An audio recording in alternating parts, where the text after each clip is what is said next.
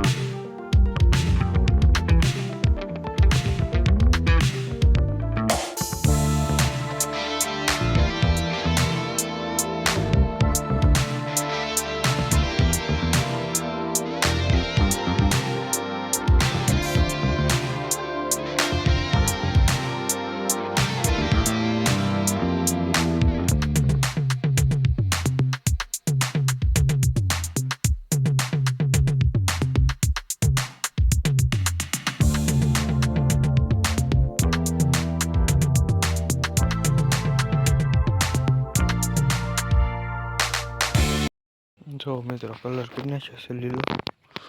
જો હવે ધોળો કલર કાલ કરવાનો છે. જો નવલ બધો કલર કેલા પીડા એને કર. જો આ કલર કેવો છે કોમેન્ટમાં કહી દેજો. ને હવે સાહેબ આપણે ધરાબા ઉપર તો મળું તમને ધરાબા ઉપર જાય. મિત્રો હવે આવે છે ધરાબા ઉપર. નદી આચમી ગયો છે. જો અત્યારે વાતાવરણ એક નંબર છે. જો